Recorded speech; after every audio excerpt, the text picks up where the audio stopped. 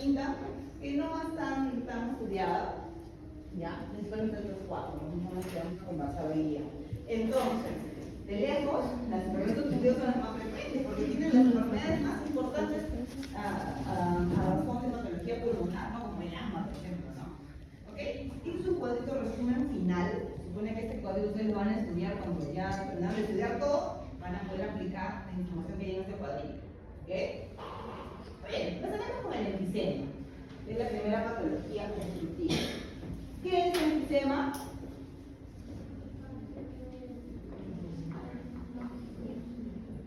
¿Qué es, muchachos?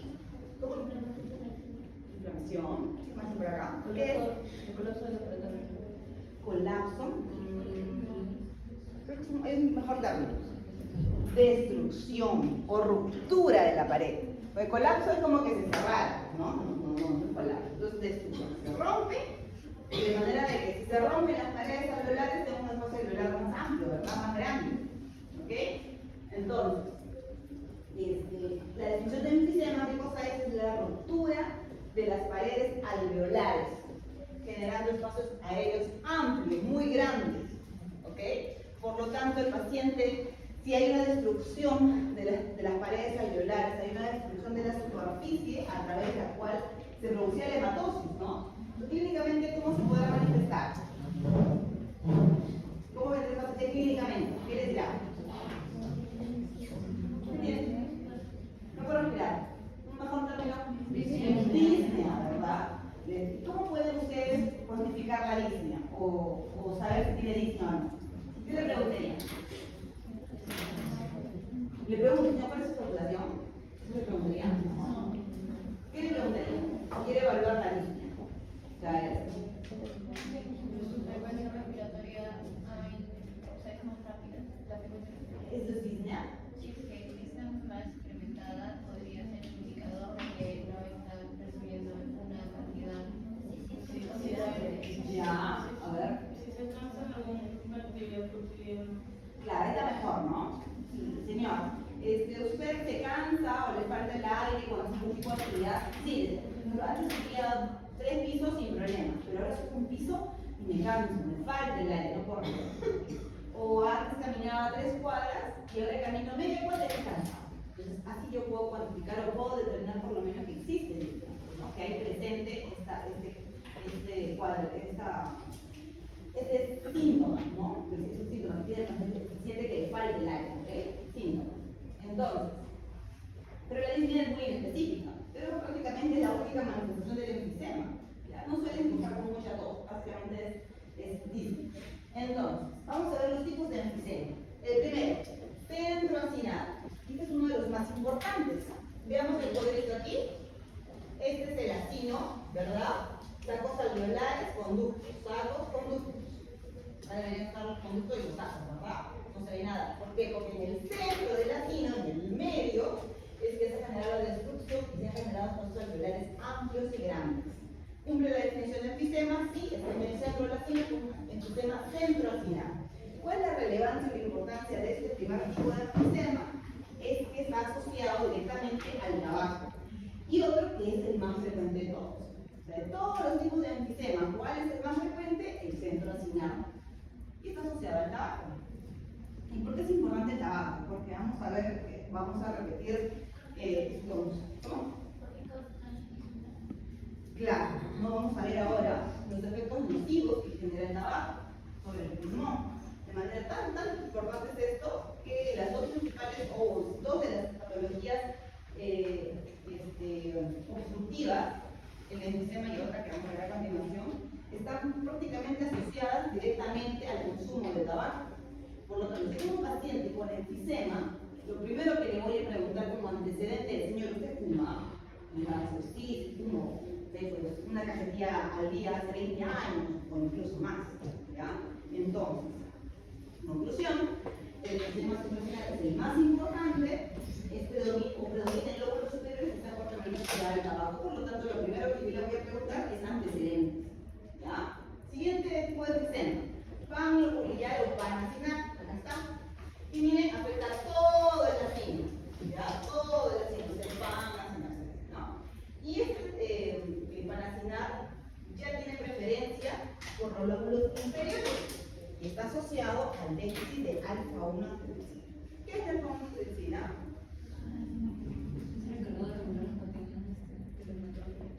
Las proteínas, ¿qué proteínas especialmente? Las cuales. Pero sí, ahí está, ¿no? Es una enzima, ya, que tiene como función evitar algo o inhibir a algo. ¿A quién inhibe? A las proteasas como tal, que son las enzimas. ¿Y qué hacen las proteasas? Destruyen. ¿Qué destruyen? Las cuales.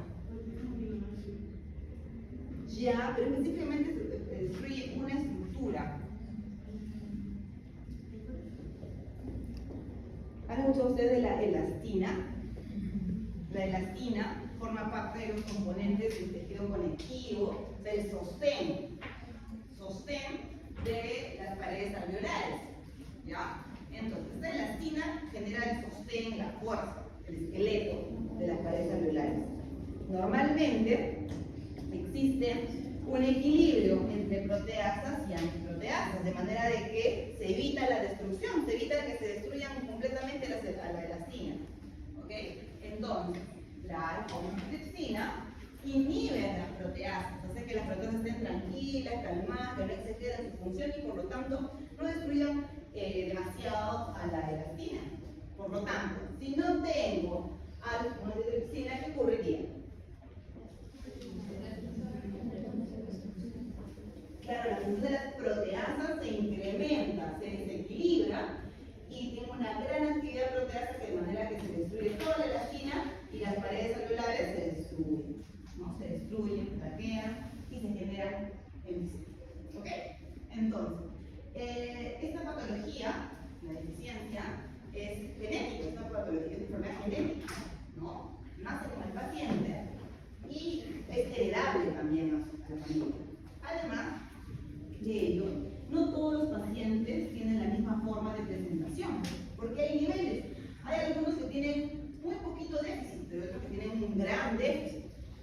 A peor o a mayor déficit, obviamente tenemos la posibilidad de que haya mayor cuadro clínico, ¿verdad? Entonces se presente con más disnea. Me parece que ustedes que tienen quizás un poco de déficit, quizás nunca manifiesten cuadros clínicos o síntomas. Ahora, a ver chicos, cuando hay un paciente con enfisema por tabaco, ¿qué edad más o menos suponen ustedes que debería tener o presentar las manifestaciones producto del enfisema?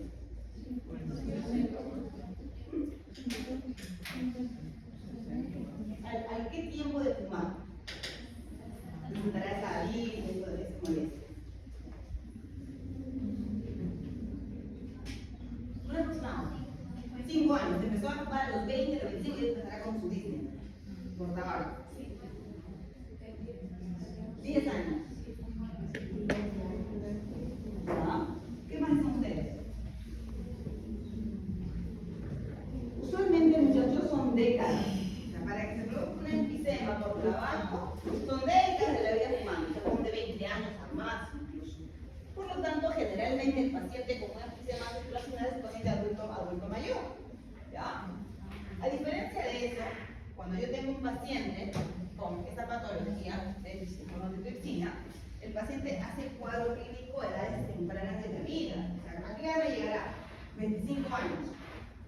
Y eso se verá acelerado si el paciente, además de tener el déficit, fuma. ¿Ya? Entonces, si viene mi paciente, tiene 25 años, y me dice, ¿usted fuma? Sí, yo fumo hace 3, 4 años. Y tú dices, pero ¿por qué ese cuadro clínico tan rápido? Si normalmente la evolución natural es que ocurra pasando décadas. Entonces, ahí es donde yo sospecho que además del tabaco, hay algo de fondo. ¿Qué cosa podría plantear de fondo el déficit de enzima?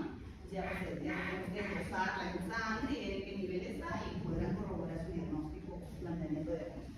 Veamos. El centro final porque es el paciente que tiene el fondo de la enfermedad genética, ¿no? Que se desencadena o se agrava, por así decirlo, por fumar, ¿no? ¿A modo de predominancia genética?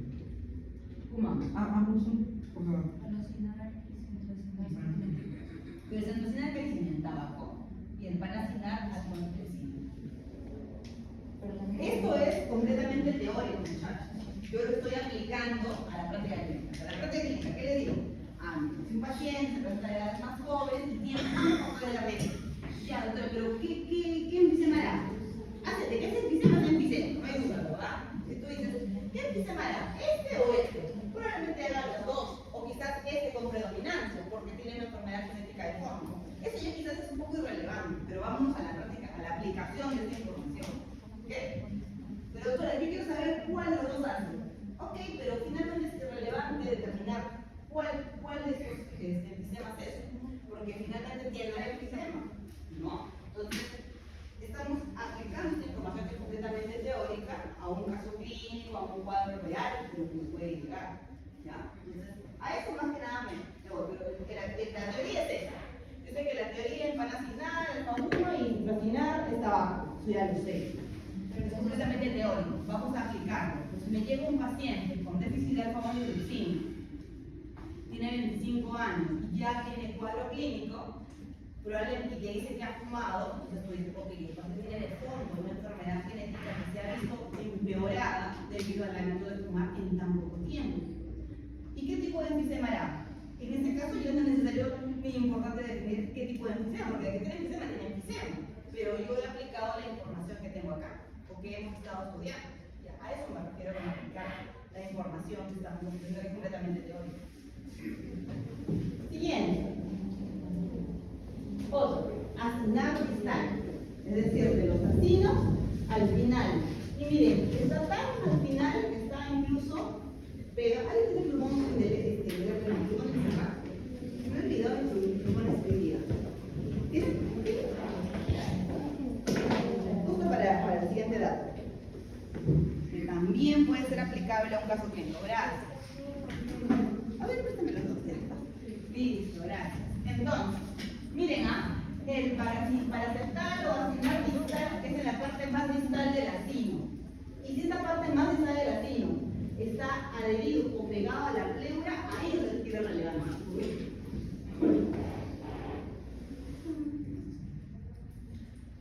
A ver. Le digo con todo esto. ¿Dónde?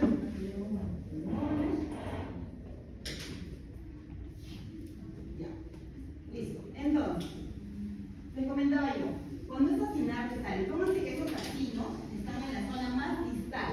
En la zona en la que el pulmón está adherido o pegado a la pleura. ¿Pero qué pleura es esta? Visceral. La cosa es que es pleura visceral, ¿no? Listo. Muy bien. Entonces, ¿qué pasa si este enfisema ocurre en estas regiones de acá? Estos espacios alveolares van a comenzar a crecer, ¿verdad? Van a comenzar a unirse uno con otro. Cuando se comienzan a formar una gran cantidad de acinos rotos, ¿no? De paredes alveolares rotas, puedo generar incluso estructuras como especie de globos llenas de aire, ¿no? Que sean macroscópicamente visibles incluso. Porque estos tabiques alveolares, su ruptura es microscópica, solo hay que ver el microscopio. Pero pónganse que comienzan a romperse un montón, o tantos, que ya se pueden evidenciar macroscópicamente como unos globos. Estos globos, entre comillas, su nombre correcto es bula pleural o bula subpleural. ¿Cuál es el problema cuando se generan estas bulas? Es que se vayan a romper. ¿Qué pasa si se rompe una? Se genera el denominado cuadro de neumotórax, correcto. ¿Y cómo se manifiesta el neumotórax? Con dolor. Un paciente que estaba tranquilo, sin problema, y que abruptamente empieza con un dolor intenso a nivel torácico, ¿no? Entonces ahí podría estar la sospecha quizás de una bula rota, ¿ya? Ok, entonces en los casos en los que se genere un cuadro, se genere un enfisema acinar distal, podrían llegar a desarrollar bulas pleurales, las cuales al romperse generarían ¿qué cosa? Neumotórax, ¿ya? La presencia de aire en el espacio pleural. porque tengamos aire en el tórax, no, aire en el espacio pleural. Y por último, el enfisema irregular, que por su nombre lo dice irregular, es asociado como consecuencia de procesos inflamatorios previos. Patogenia, ¿cuáles son los dos principales factores de riesgo? El tabaquismo y la predisposición genética, pues, ¿no? Entonces, esos son los dos principales. Pueden estar juntas, sí, o pueden presentarse de forma individual también, ¿verdad? La cosa es que en ambos, ya que en el primero hay una activación de mediadores inflamatorios por el proceso oxidativo, mientras que en el segundo tenemos un desequilibrio proteasas-antiproteasas. Se suma esto, pero finalmente, ¿cosa tendré? Ustedes mencionaban a las proteasas, ¿verdad? ¿Dónde están las proteasas? ¿Cómo llegan las proteasas? Hasta esta zona del pulmón. ¿Quién lleva aquí cada las proteasas?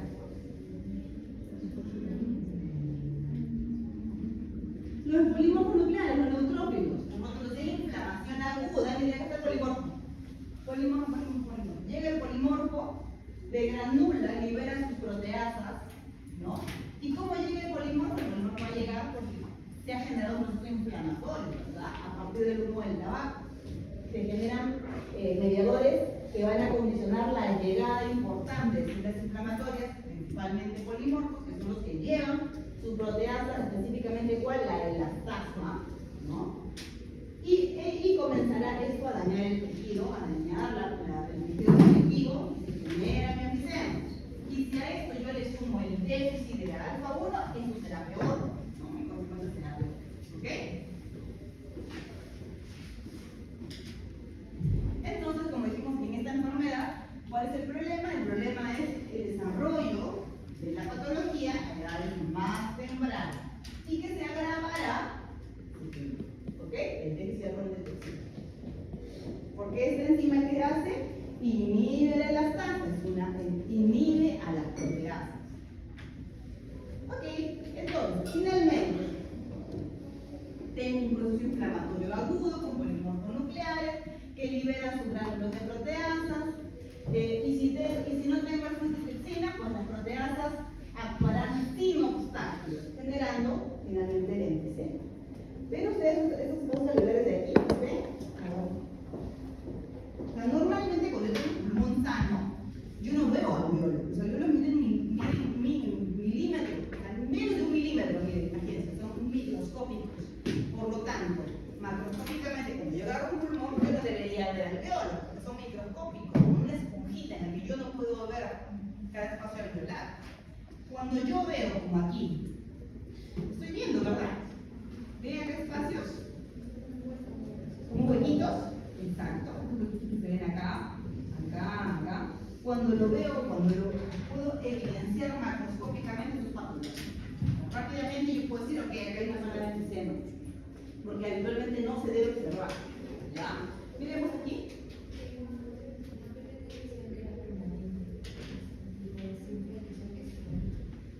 Claro, permanente a qué se refiere a que cuando se ha roto, y esto ya no se va a curar. Se parte con enfisema, que luego va a dar un medicamento o algo que se vuelva a parchar sus paredes alveolares, ¿no? Si están rotas, descuidas, ya no hay solución, no hay vuelta atrás. A eso se refiere con irreversibilidad. ¿Ya? Miremos aquí, chicos, este es un alveolo normal, que estoy señalando con el mouse, de acá. Comparen este con este de aquí, pues. Hasta 15 veces su tamaño, ¿no? Fácil de diagnosticar. Por lo tanto, esto es una enfisema, porque claramente, comparativamente, veo que usted tiene un espacio grande. Y miren, ¿qué son estos restos de aquí? ¿Qué son? ¿Qué? ¿Qué son? ¿Qué serán esas estructuras que están ahí en la luz? Son restos de paredes alveolares, pues, ¿no? Los restos de la pared que se rompió queda ahí flotando en la luz. Que me evidencia, mejor aún, que se han roto, porque efectivamente. ¿Ya? Oye,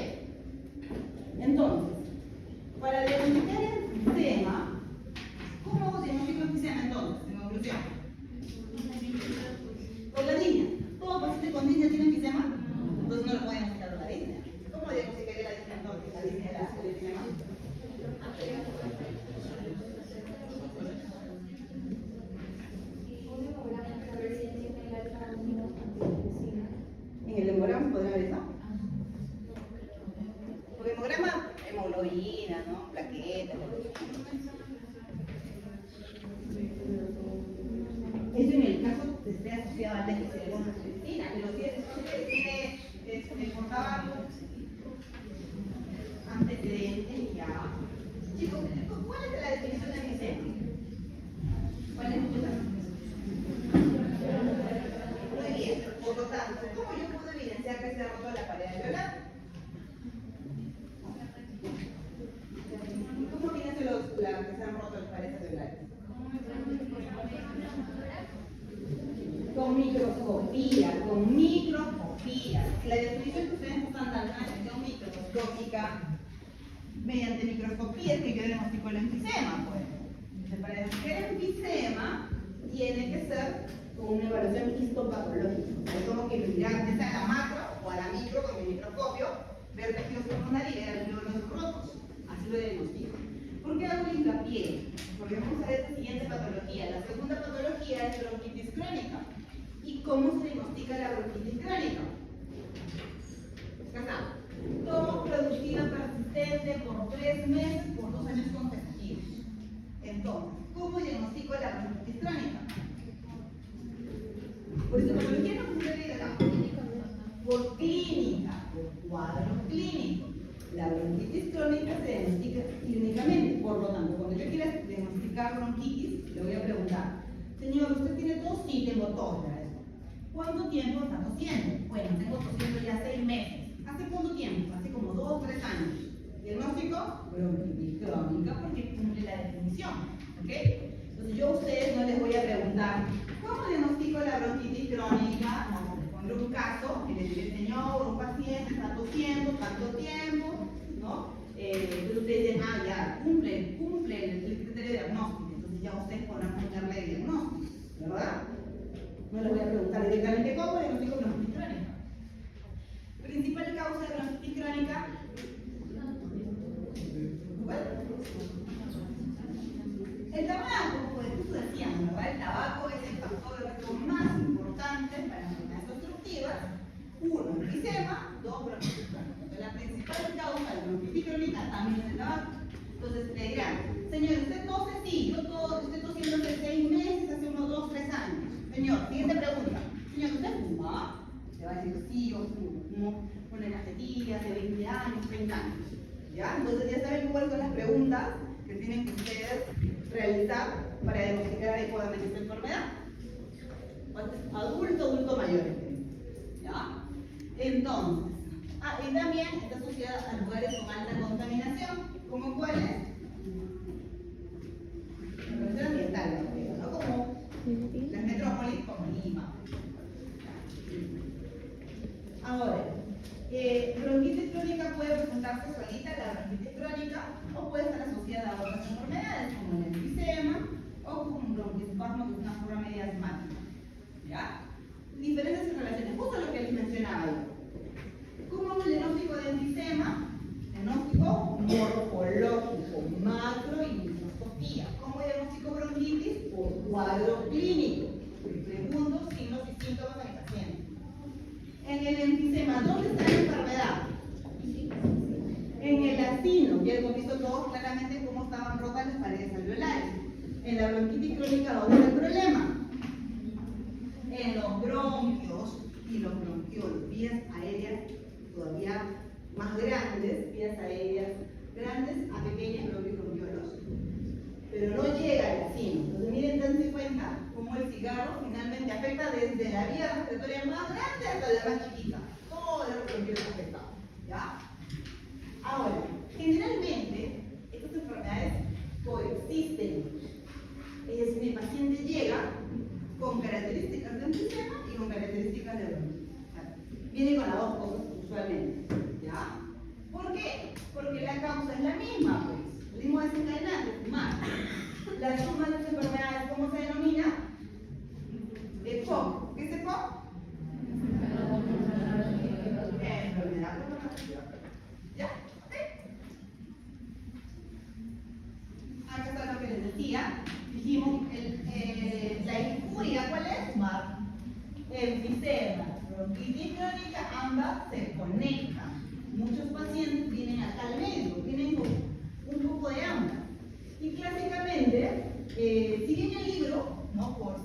guía nos dice, nos menciona que el paciente con enfisema prácticamente es el soplador rosado. ¿Han escuchado esto? ¿No han leído? ¿Cómo es el soplador rosado? Rosado. Después de delgado.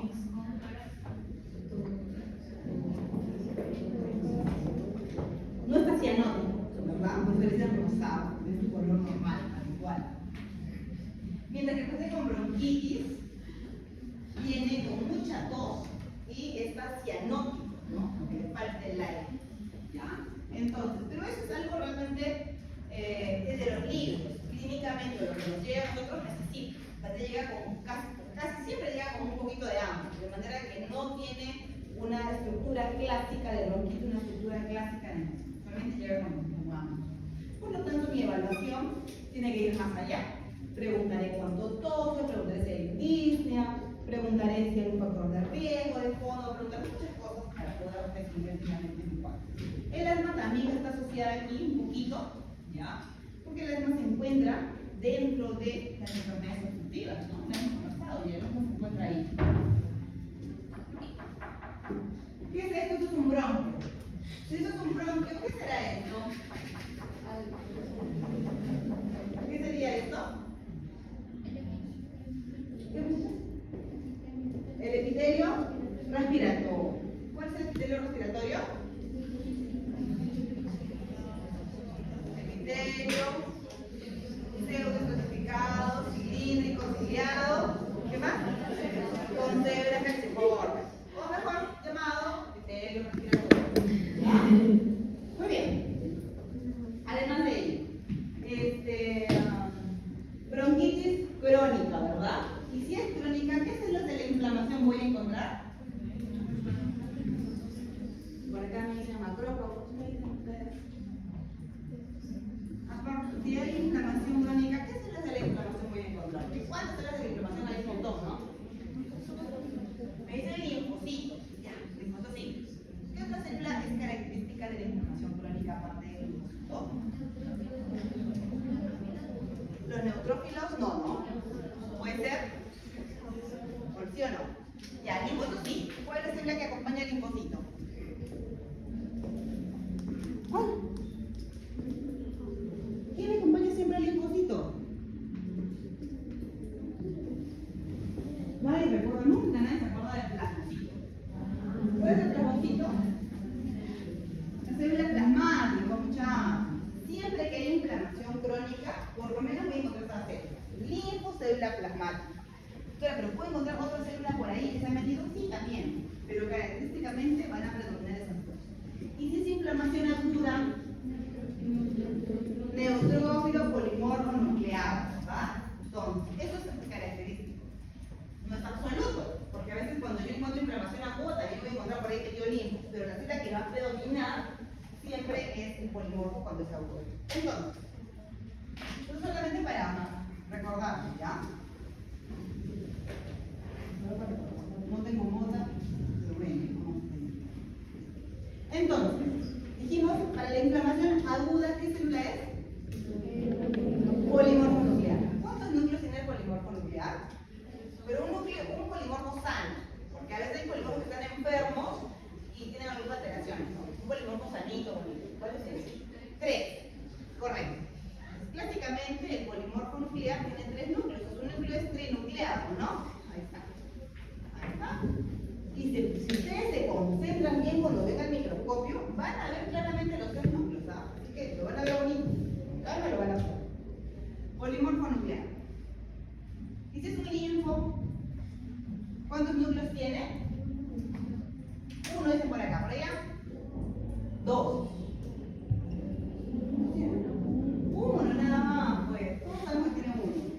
Un solo núcleo grande, amplio, que prácticamente no me deja ver ya el citoplasma, ¿verdad? Un núcleo basal.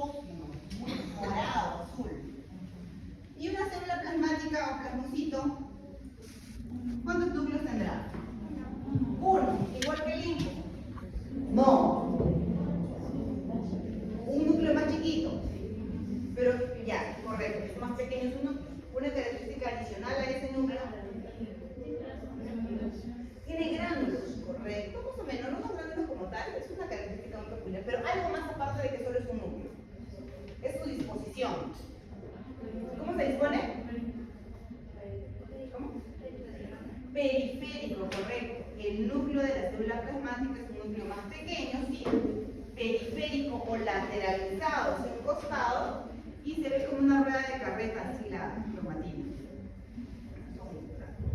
¿Ya? Pero básicamente es un núcleo de atención. Si ustedes se concentran, van a verlo tal como está. Y un EO, ¿cómo es un EO? ¿Cuántos núcleos tiene? Uno, como el linfocito. ¿Cuántos? No tiene núcleos. Ya. Antes de los gránulos, ¿cómo es un núcleo? Correcto, los gránulos, ¿no? Abastonado. No, porque se ve una célula abastonada, ¿no? Por el marco muy maduro, no. ¿Nadie se acuerda cuántos núcleos tiene un polo eosinófilo? Nadie lo recuerda, ¿no? Dos núcleos tiene. Binucleado. ¿Ya? Binucleado. Y además, su compañera tiene gránulos rojizos, por eso es que le da el nombre de eosinófilo. Ahora, porque eosinófilo viene de qué? De eosina, ¿verdad? La eosina, ¿qué cosa es? ¿Qué color es? Cuando yo digo coloración eosinofílica, ¿a qué me refiero? Rosado, rojizo, más o menos. ¿Ah? Porque cuando yo veo mis láminas de H, de eosina, están coloreadas rosadas y moradas, ¿verdad? La hematoxilina le da el morado, la eosina le da el rosado. Entonces, ¿ustedes creen que pueden ver qué células son estas?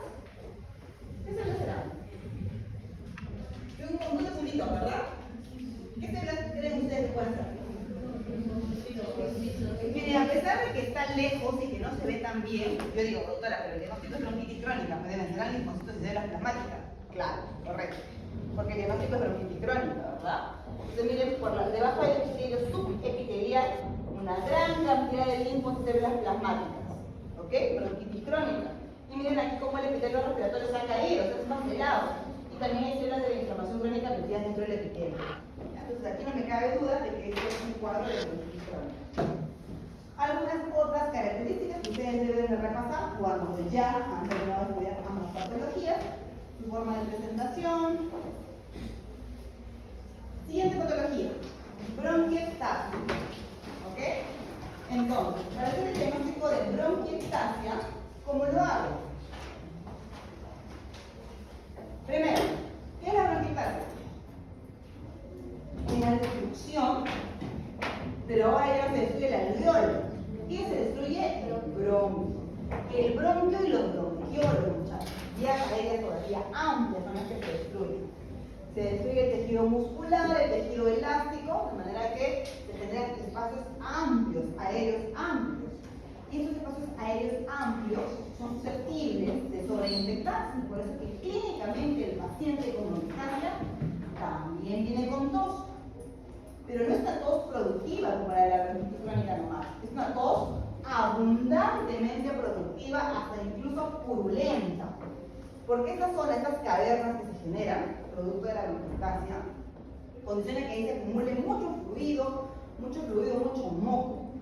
Y ese moco se sobreinfecta, se hace pus, por donde los que con bronquiectasia, salud. Está constantemente pectorando, no tiene una presión purulenta, abundante. Peor que el problema. Además de estas estructuras que se han roto, que se han formado, sangran fácilmente. ¿Y si sangran, qué se produce? Hemoptisis. ¿Qué es hemoptisis? ¿Qué? Expectoración o tos con rastro de sangre. ¿Ok? Entonces, miren, entonces aquí en bronquiectasia también tiene tos. Doctora, pero no será una bronquitis. Ya, pero hay hemoptisis. Ahí cambia. ¿Verdad? Disnea. Doctora, también tiene disnea. ¿No será una enfisema? Ya. Pero además de la disnea, tiene tos abundantemente purulenta con rastros de sangre. Ahí cambia el diagnóstico también, ¿verdad? Entonces, causas de bronquiectasia. En nuestro país, la causa infecciosa es la más importante. ¿Infecciosa a causa de quién? Tuberculosis, correcto. Debe ser la causa infecciosa que destruye el parénquima pulmonar, que destruye los bronquios, los bronquiolos, la causa más importante es la TBC. Por lo tanto, cuando yo diagnostico bronquiectasia o sospecho bronquiectasia en mi paciente, le diré, señor, ¿usted tiene tuberculosis? Sí, van a decir, sí, hace 5 años, 10 años, maltratada, tratamiento irregular, se ha complicado finalmente con una bronquiectasia. ¿Ok?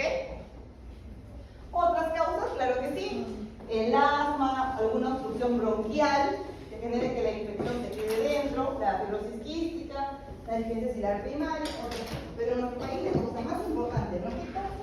TBC. Muy bien, miremos la bronquiectasia, aquí está. No son bronquios por si acaso, son bronquios que se han roto, se han ampliado más allá de lo normal, y se han generado espacios grandes, miren. Entonces fácilmente esto se acumula de moco, este moco se sobreinfecta, el paciente comienza a expectorar de forma purulenta. Se rompen algunos vasitos, hacen otitis. Esta es una zona probablemente con antecedente de tuberculosis mal curada que ha desarrollado como secuela bronquiectasia. ¿Cómo se diagnostican finalmente una bronquiectasia? Solamente con tomografía. El estudio puede tener todas las sospechas. La tomografía te lo corroborará. ¿Ya? Muy bien, miremos este bronquio amplio, grande. ¿Ya? Con un gran infiltrado inflamatorio. Miren la gran cantidad de células inflamatorias que hay a su alrededor. Linfocitos, y acá estamos muy lejos, ¿ya? Como que no puedo distinguir qué células son, pero de lo que no me cabe duda es que hay un infiltrado inflamatorio tan intenso que hasta da miedo, ¿no? Y miren, el epitelio respiratorio que cubría el bronquio ni se ve, no existe porque está destruido, ¿ya? Entonces, esta es una zona de bronquiectasia. Muy bien, preguntas hasta aquí, muchachos. Vamos a terminar con esta última patología dentro del grupo de obstructivas. ¿Alguna pregunta?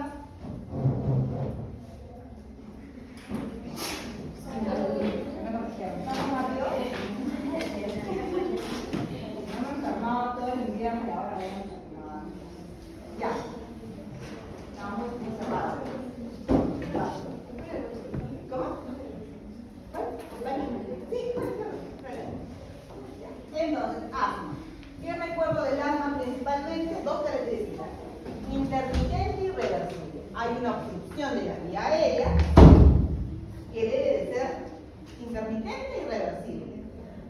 A menos que el paciente tenga un asma maltratada, tratada irregularmente, en la cual ya estos bronquios, que son justamente los que se afectan en el asma, ya hayan evolucionado a cambios importantes, producto de tener tanto proceso inflamatorio debido al asma.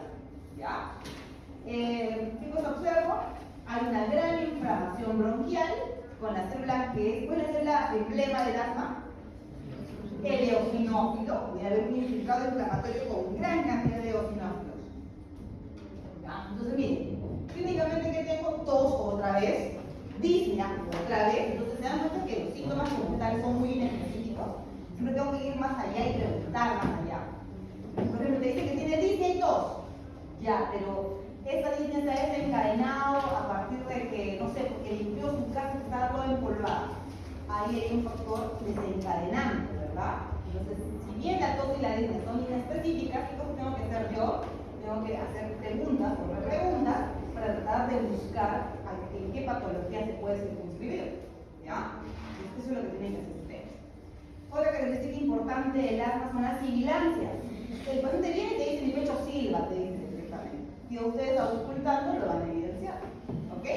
Y la opresión torácica, producto de ese broncoespasmo que hay en el paciente. Entonces, el asma puede ser de dos formas: extrínseca o intrínseca. ¿Cuál es más frecuente? La extrínseca. Esta es la clásica de los pacientes atópicos, un paciente que tiene muchas alergias a todo.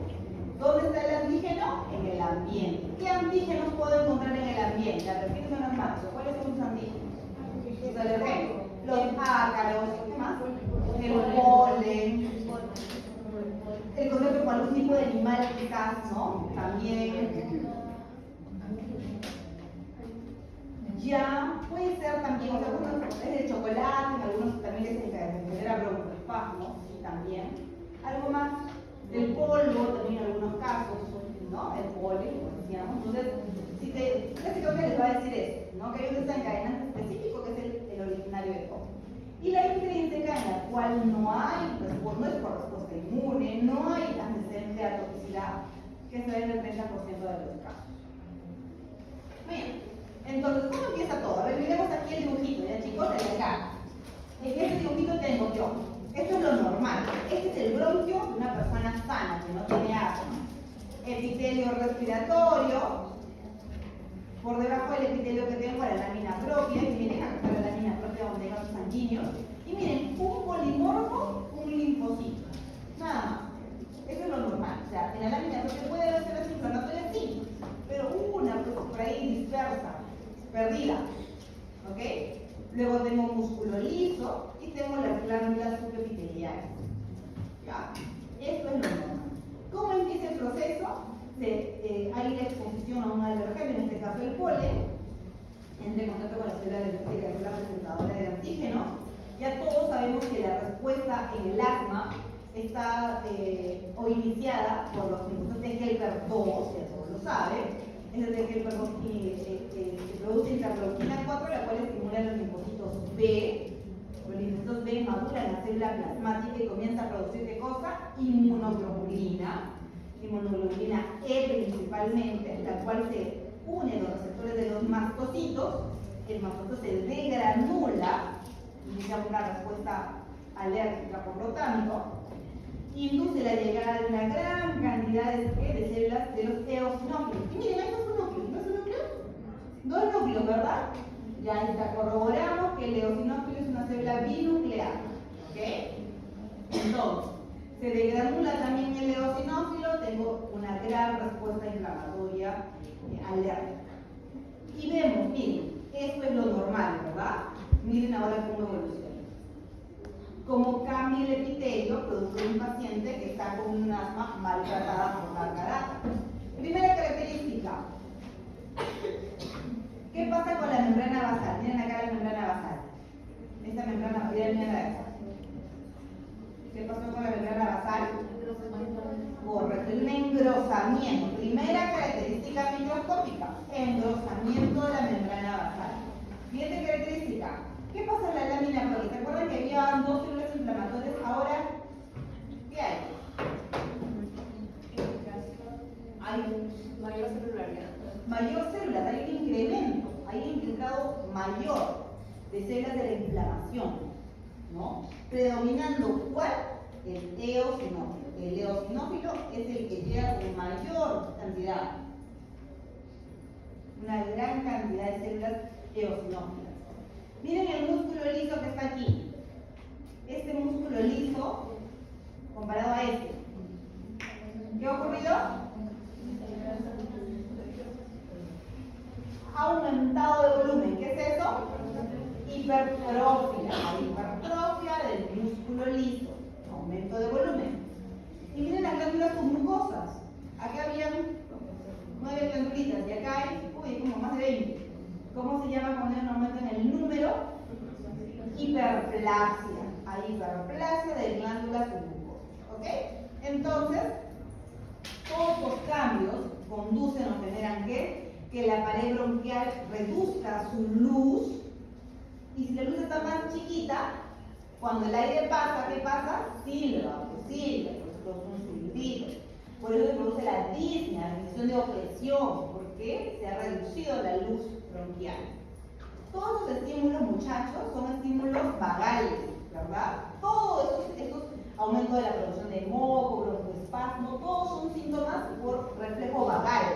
Por eso es que seguramente ustedes alguna vez habrán visto en alguna de las series de medicina, cuando está con asma, ¿qué le inyectan? Por lógica, si tengo acá un estímulo vagal importante, ¿qué le debería ir para contrarrestar el estímulo vagal?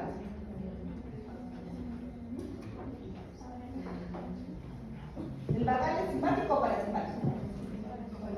Parasimpático. Entonces tengo que darle yo lo contrario, simpático. Adrenalina, correcto. Por ejemplo, un paciente con un ataque asmático y ya está muy que se ahoga, ¿qué le inyectan? Adrenalina subcutánea, ¿no? Para contrarrestar este estímulo vagal tan importante que se tiene. ¿Ya? Seguimos, acá está lo que decíamos. Engrosamiento de la membrana basal, infiltrado inflamatorio, en el que predominan eosinófilos y también sus mastocitos, hipertrofia de la musculatura bronquial lisa e hiperplasia de las glándulas submucosas.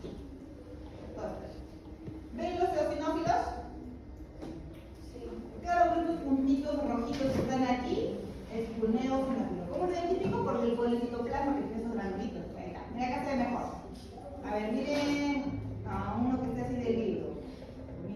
Y acá, por ejemplo, miren, ahí está, binucleado, ¿no? Binucleado, lo que hemos dicho, no les engañé, así es.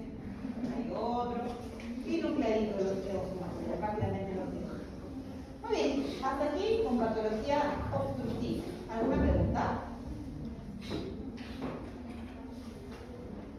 ¿Alguna pregunta, muchachos?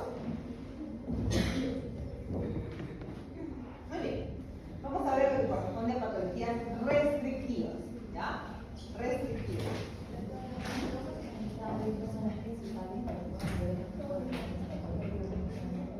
¿Causas de qué? ¿Otros ejemplos de enfermedades obstructivas?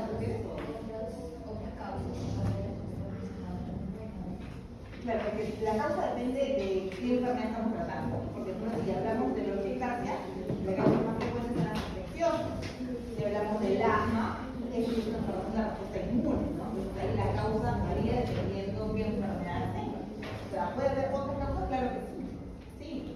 Entonces estamos tratando de ver las patologías más frecuentes, más importantes, con sus causas más frecuentes también.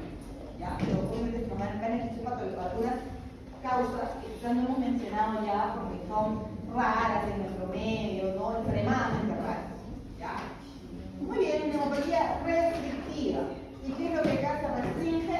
La capacidad pulmonar. Porque los pulmones pierden ¿qué cosa? La distensibilidad. Esa capacidad de expandirse, de expansión que tienen, se pierde. Porque se fibrosan. Se vuelven dos cicatrices prácticamente. Esto genera que el paciente curse ¿con qué? Con disnea. Otra vez la disnea. ¿Ya? Entonces, disnea como tal es específica. ¿Qué tengo que hacer? Preguntar o repreguntar para saber a dónde voy. ¿Qué cosa es taquipnea, muchachos? Aumento de la frecuencia respiratoria. ¿Cuánto es normalmente la frecuencia respiratoria? Normal.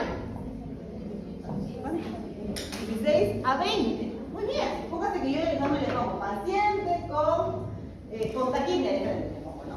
Ya la mayoría sabe que. O les pongo directamente paciente con frecuencia respiratoria de 40. Entonces ya ustedes saben que está taquipneico, que está hiperventilando definitivamente. ¿Ok?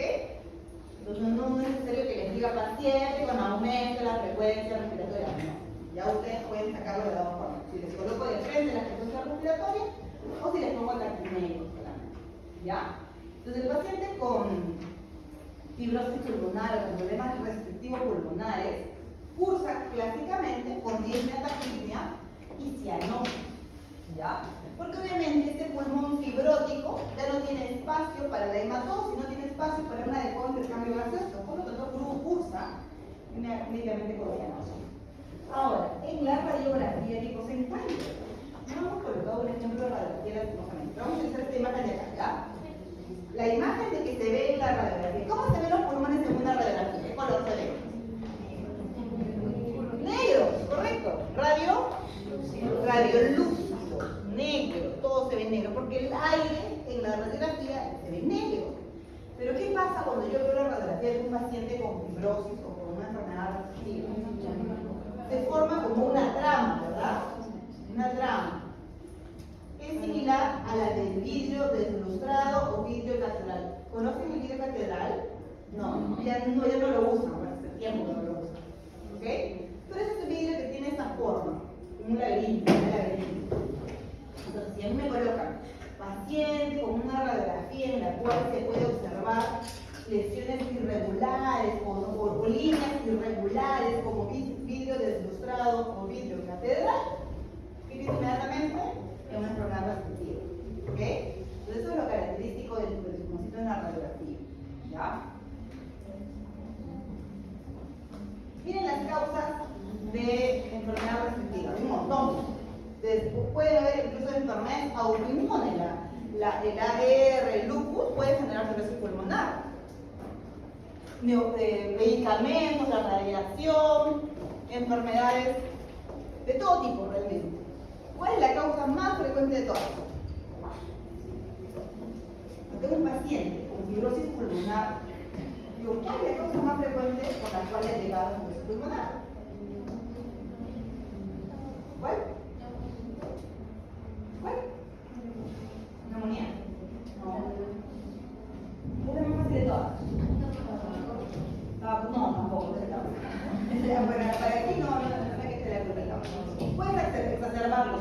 puede agravarlo, sí, pero no es enfermo. Ya es idiopática. O sea, la causa más frecuente es idiopática. Es decir, cuando el paciente tiene fibrosis pulmonar, si bien descartaré las causas más importantes, lo más probable es que no encuentre ninguna causa asociada. Que tenga factores que le hayan agravado o desencadenado, sí. Por ejemplo, algún factor genético de fondo, que sea fumador además. Pero fibrosis como tal, ya chicos, la causa idiopática es la más frecuente. Por lo tanto, la fibrosis intersticial idiopática es la más importante, la más frecuente de todas, que no tiene una etiología conocida, la más frecuente en varón, de 60 años. Yo la voy a plantear, le voy a etiquetar así a mi paciente cuando yo ya he descartado las demás causas.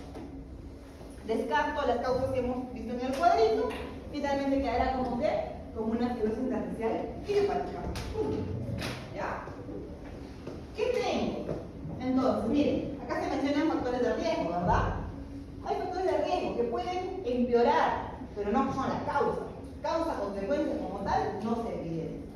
Hay factores genéticos, como mencionaba, hay factores genéticos asociados de fondo. Finalmente, ¿qué cosa tendré yo? Tendré un estímulo de factores profibrogénicos. Si tengo estímulo de factores profibrogénicos, ¿qué célula es la que proliferará? ¿Qué célula proliferará? Profibrogénico. Estímulo profibrogénico. ¿Qué célula prolifera entonces? Con el estímulo profibrogénico. El fibroblasto, claro, porque la célula de la fibrosis es el fibroblasto. ¿Y qué produce el fibroblasto? ¿Qué produce el fibroblasto? ¿Fibrina? ¿Qué produce el fibroblasto? Colágeno. Entonces finalmente, ¿qué tengo? Fibrosis. Fibroblastos que producen colágeno, consecuencia que tengo fibroblastos. Entonces, proliferación de quién? El fibroblasto. ¿Que produce qué cosa? Colágeno. ¿Qué tengo finalmente? Fibrosis. Y el pulmón se vuelve una cicatriz y es un proceso irreversible. ¿Ya, muchachos? Desde que empieza con fibrosis pulmonar, una enfermedad que se agrava con el tiempo. Tratamiento, no hay. Trasplante pulmonar, solamente nos queda ahí, ¿no? Ok. Ya estamos casi terminando la clase, chicos. Ya estamos casi terminando la clase. Nos falta solamente la parte de patología vascular. ¿Ok? ¿Hasta acá alguna duda?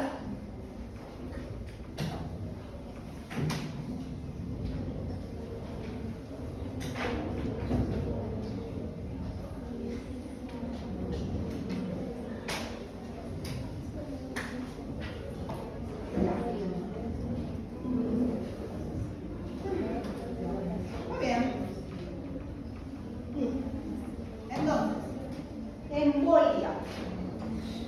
La embolia puede ser de diversas formas, chicos. ¿Ya? O sea, un émbolo puede ser de diversos tipos. A ver, dígame un tipo de émbolo. Émbolo graso. ¿Cuándo sospecharía yo un paciente que puede sufrir un émbolo graso? Por acá. ¿Qué me dice? ¿Cuándo sospecho que un paciente puede desarrollar un émbolo graso? No. Por ahí no hay. No es que tenga más colesterol en la sangre y eso se forma sufrimiento. ¿Qué caso un paciente puede hacer un émbolo de grasa? ¿Usted por acá? ¿Cuándo? ¿Chicas? Yo no puedo. ¿Cuándo un paciente puede hacer un émbolo grasa? Por aquí. ¿Fractura de quién? De hueso largo. Clásicamente, ¿qué fractura de hueso largo? Por ejemplo, fémur. Se fractura el fémur, hay médula ósea, ¿verdad? Con grasa adentro. Esa grasa puede pasar a la circulación. ¿Ok? Ahora, para que haya una fractura del fémur, no es que yo me caigo del asiento y me fracture el fémur, ¿no? ¿Qué tipo de accidente tiene que ocurrir para que yo me tenga una fractura de fémur, por ejemplo?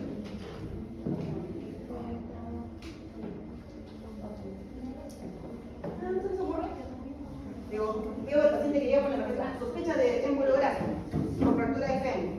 ¿Pero de dónde se cayó? ¿Qué le pasó? Ya, un accidente de alto impacto. Como lo que dice tu compañero, se cae del tercer piso, pues ya, bueno, sí.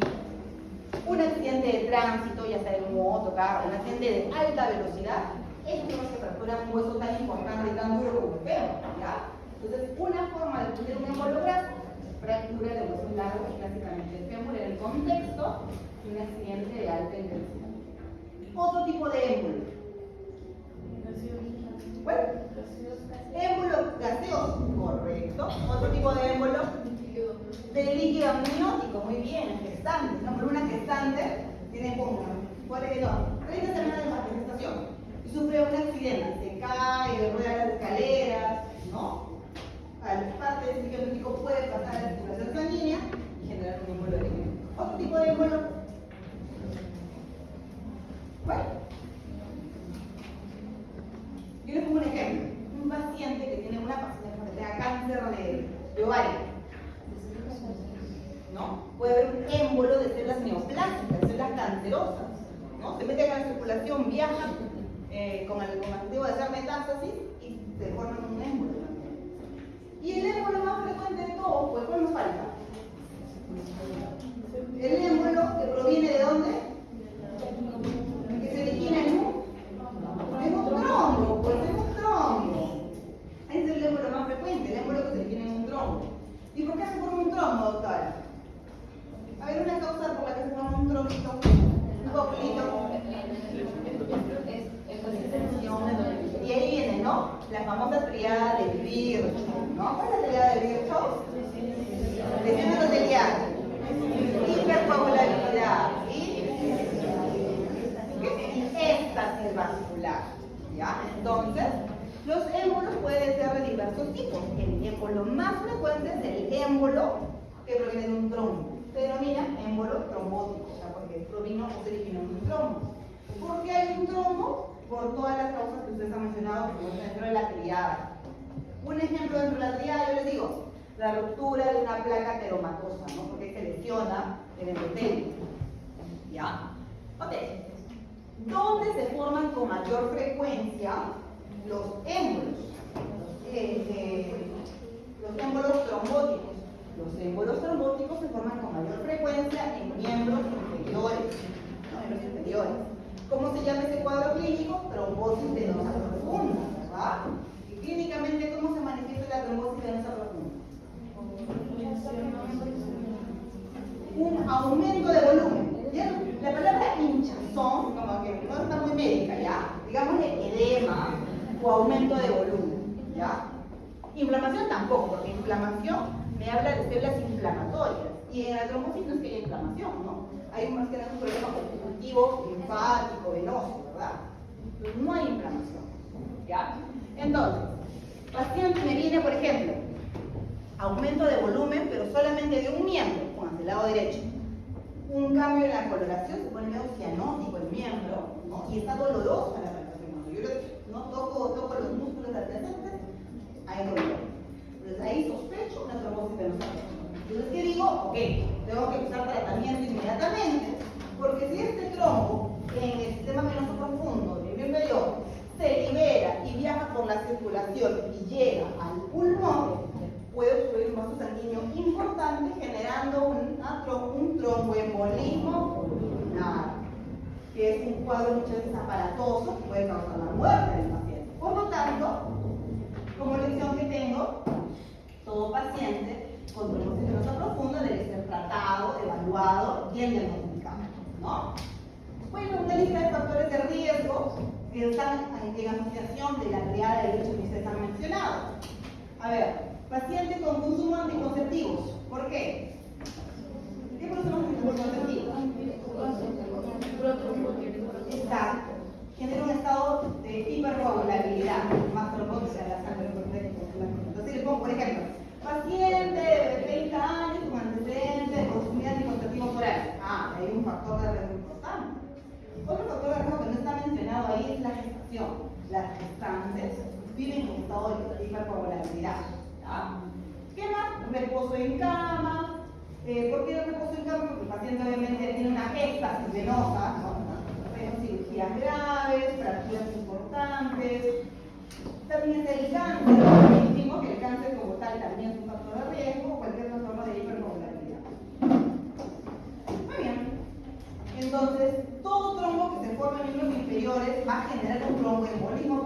va a matar al paciente? No. ¿De qué depende? Del tamaño del émbolo. Mientras más chiquito, más silente va a ser para el paciente. Mientras más grande, va a obstruir un vaso sanguíneo importante en el pulmón y esto va a generar una necrosis del pulmón, de esa zona que estaba siendo irrigada por este vaso sanguíneo. Miremos aquí, un vaso sanguíneo pulmonar grande, porque miren el tamaño del tronco, grandote, ¿no? Enorme. Claramente esto es una necropsia, porque está fallecido, ¿no? Y miren aquí, un trombo. ¿Cuál es la diferencia entre trombo y émbolo entonces? Ya le dijimos casi, ¿no? ¿Cuál es la diferencia entre trombo y émbolo?